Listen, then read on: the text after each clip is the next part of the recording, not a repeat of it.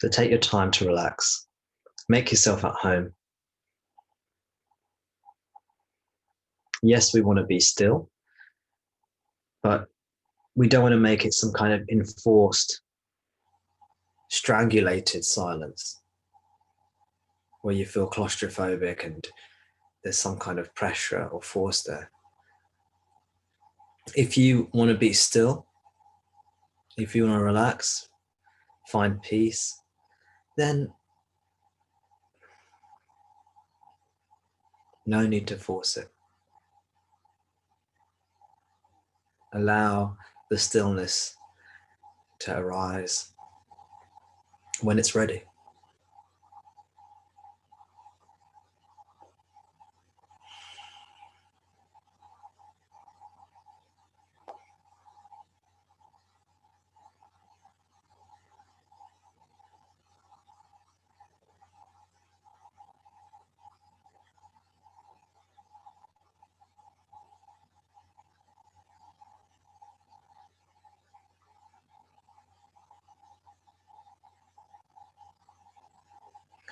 And really, we could say that's all we have to do. It's just quiet in the mind.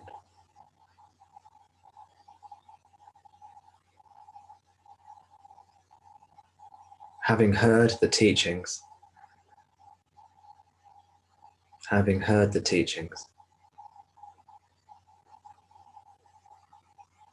just be still.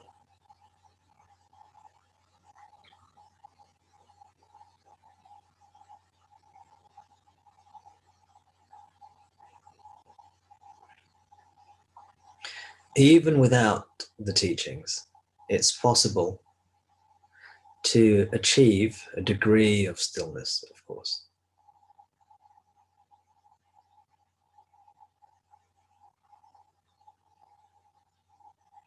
But for most people, without hearing the good news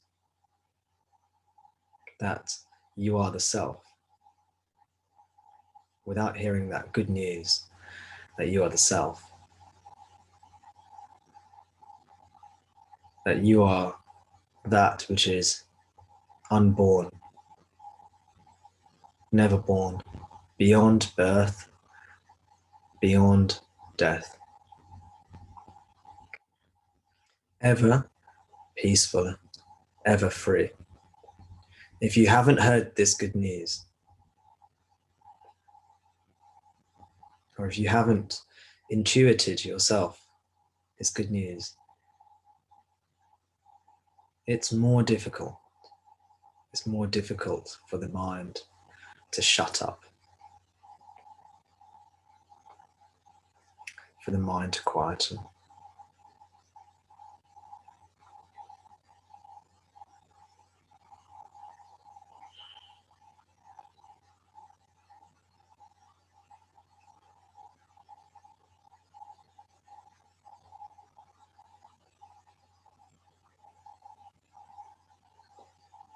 Can anyone tell me?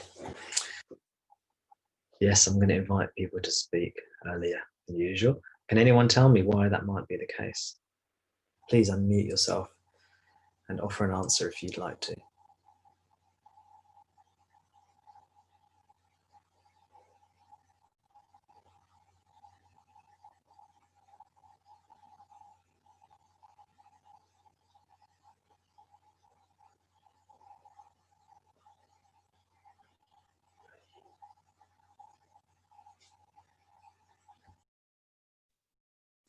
Is it because we're inclined to identify with the body?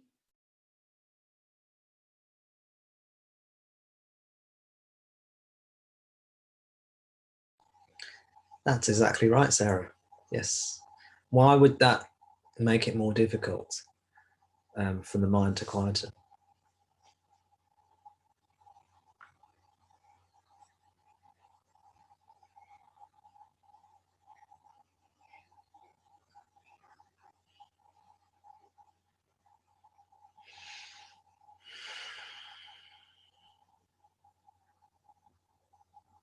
I think, Jimmy, you've unmuted yourself. Yeah, because we have a whole slew of conditionings that are there to protect the body. And the mind kicks in to get those to happen, I think. Yeah. And obviously, so Jimmy said that there's a whole load of conditioning, basically. He used the word slew, a whole slew of conditioning ready to kick in to protect the body mind. And of course, a lot of that conditioning is useful because we don't want to put the body, we don't want to put the body mind into harm's way. But some of it is not protecting the body physically, but protecting the body in a way, or the mind. We're protecting the ego, really. Some of it's about protecting the ego.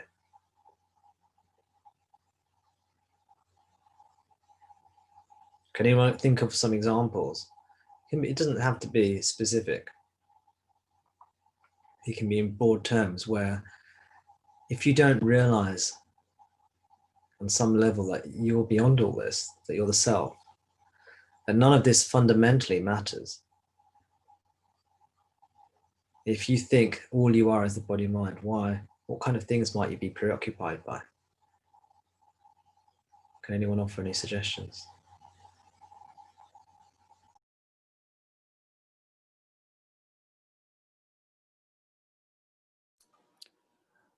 Work when you're not at work.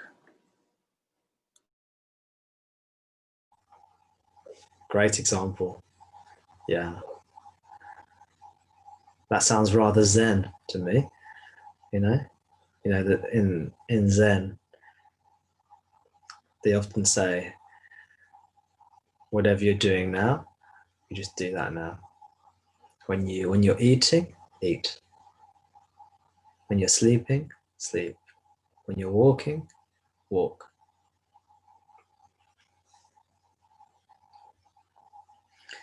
There's a story of Zen master Bankei from Japan, who lived, I think, about 300 years ago. And he became relatively famous in his lifetime for having a genuine, profound realization. And he taught it in his unique way. Very simple teachings, very down to earth, very easy for anyone to understand. And he was challenged once, well, several times. He was challenged by somebody.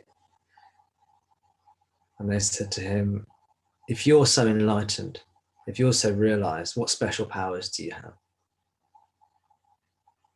What special powers do you have? What amazing things can you do? And he said, my power is this. When I'm eating, I'm just eating. And when I'm walking, I'm just walking.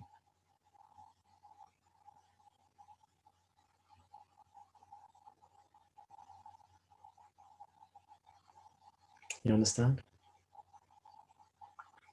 How many of us, when we're eating, we're just eating?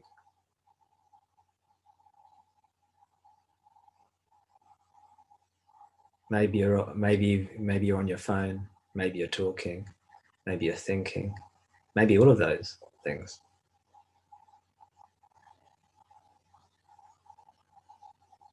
Same when you're walking. How often when you're walking are you just walking? When's the last time you just walked?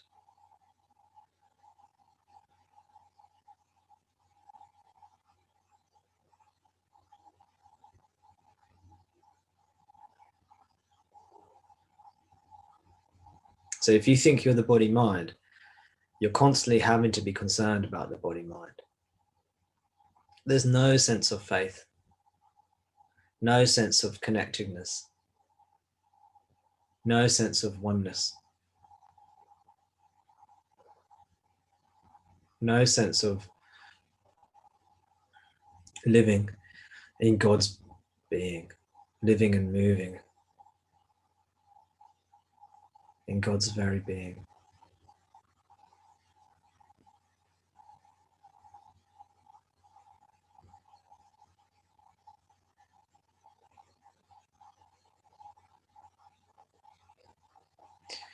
And without that, how can we let go?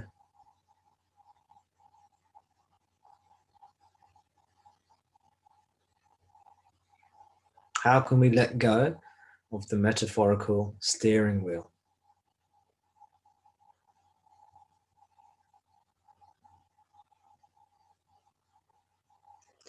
Not my will, but thine, goes the biblical saying. Not my will, but thine. Not my will, but thine will be done. Not the ego's will, but God's will.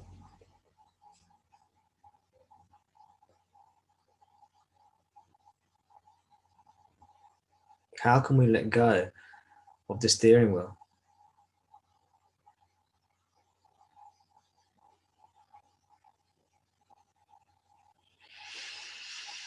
There's a conundrum.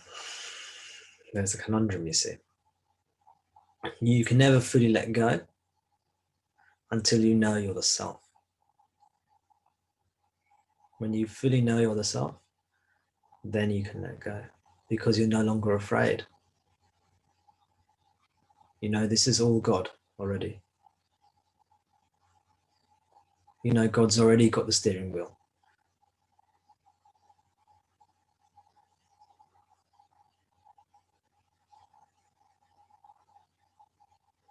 I can't remember who I used this metaphor with. I'm not sure if it was anyone on this call. I was talking to someone, I think, a couple of weeks ago. And I said, do you know the introduction to The Simpsons? You know, the cartoon, The Simpsons. And they always have the same introduction and then with a slightly different ending on the sofa. You know what I mean? Does anyone not know The Simpsons? Everyone knows it good. There's this one scene where the mother, Marge, and the baby, Maggie, are driving. They're driving down, and Marge has got the steering wheel. And the little baby Maggie's got her own little toy steering wheel. So she thinks she's driving as well. And then there's a bit where they both honk the horn at the same time. Does everyone remember that?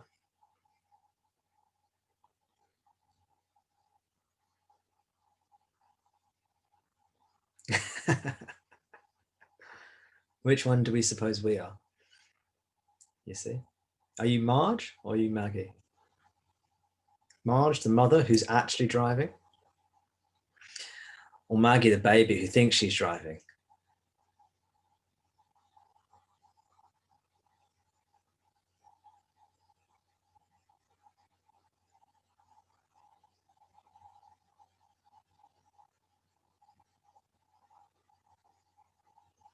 So when you, as long as you think you're driving, how can you let go of the steering wheel? You cannot. It's easy to let go. All you have to do is this. That's it. Physically, mechanically, it's easy to let go. Just do this. Done. But psychologically, it's almost impossible to let go if you think you're driving. You can relax your grip on the wheel, can't you? Maybe you're very tense. You can relax your grip on the wheel. You know, maybe even take one hand off the wheel every now and again, you know. Obviously, this is a teaching here. I'm not telling you how to drive. We'll say 10 to 2, isn't it? Always do 10 to 2. Always 10 to 2 on the wheel when you're actually driving.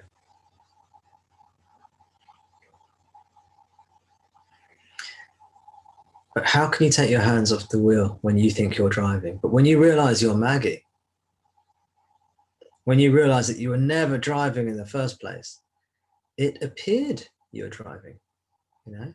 When you honked the horn honked. That was you. No, it wasn't. It's an illusion.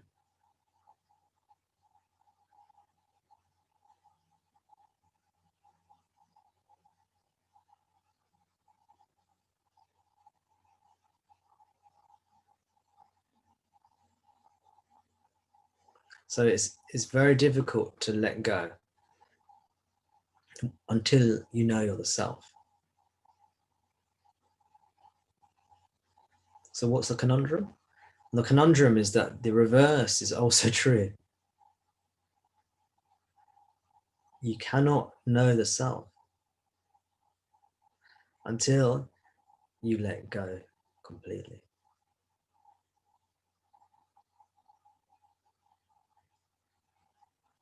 This is a conundrum, isn't it?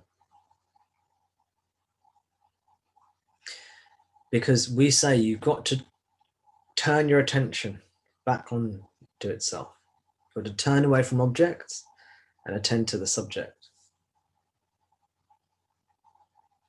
When we talk about attending to the subject, placing your attention on the self, we call that self-inquiry.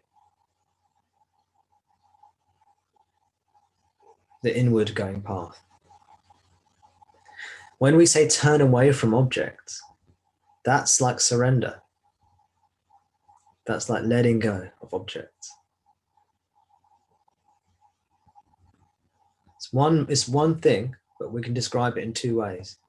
We can say turn away from objects, or we can say turn towards the self.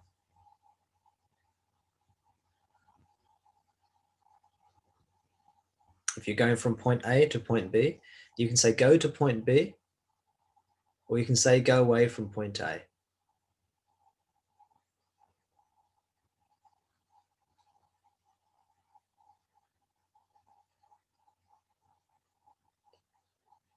But to discover the self, you've got to turn in and you've got to let go of the objects.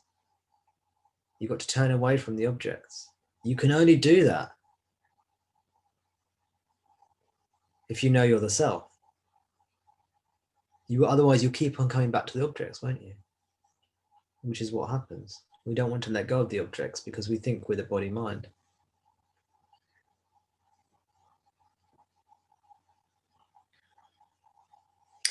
So there's a conundrum here. How do we do this? Well, there's a solution for the conundrum. In the scriptures, it's known by a Sanskrit word, sraddha. Sraddha. It's transliterated as S-H-R-A-D-D, and I think it's H-A, sraddha. It means faith.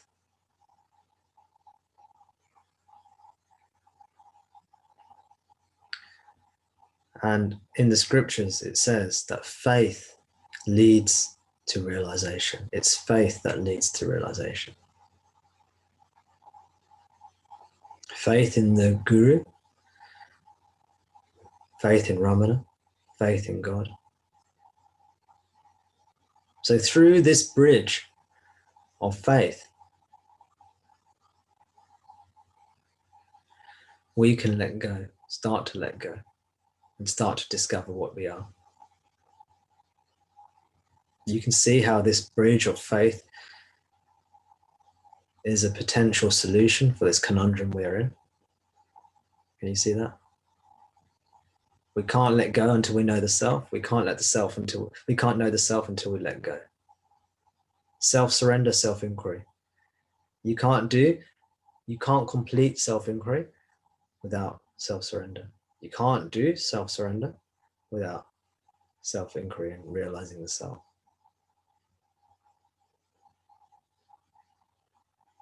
But if we have faith in Guru, if we have faith in Ramana, and God and Guru are one, remember that. We have faith in God. I and the Father are one. That's what Jesus said. Jesus was Guru. He was the human personification. And Father refers to source, that which gives rise to everything as the Father, creator.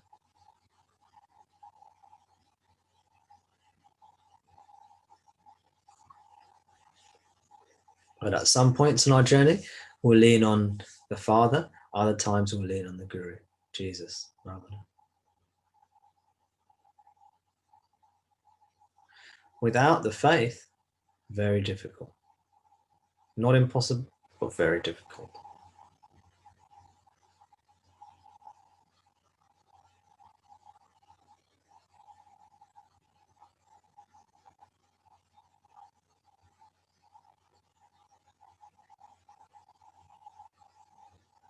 Even in a relatively non-theist tradition like Buddhism, they take refuge in the Buddha. They take refuge. They take refuge in the Buddha. They take refuge in the Dharma, the teaching. They take refuge in the Sangha. Sangha means association or togetherness, the group, the spirit, the group that they're in, the spiritual group they're in. They take refuge. They seek shelter.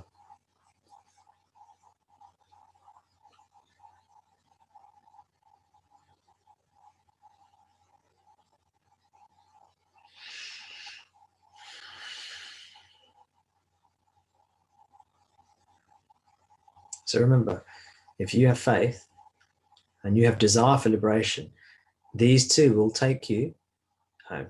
They'll take you wherever you need. They'll bring the teachings to you that you need.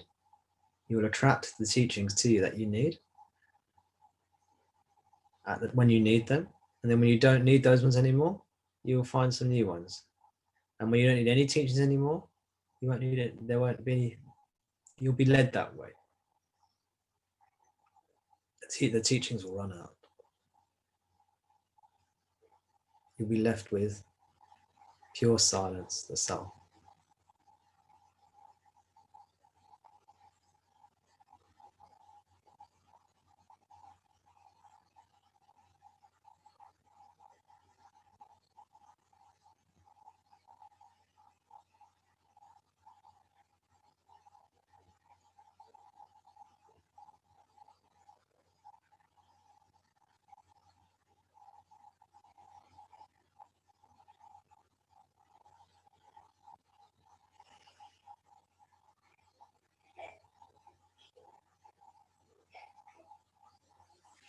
So some people say there are many, many different ways you can realize the self.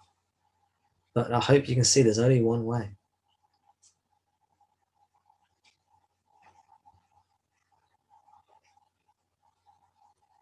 This one way is the culmination of all the other ways.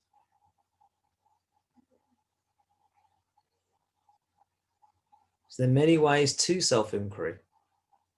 There are many ways to self-surrender. But you have to pass through the door of this one teaching.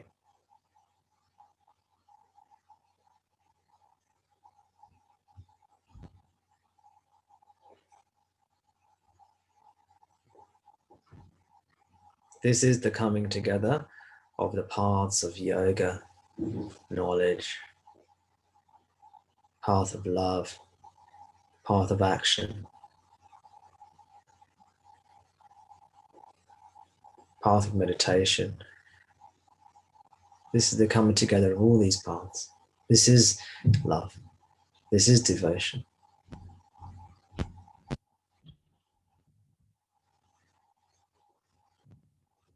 This is loving God, loving yourself, being one with what you truly are.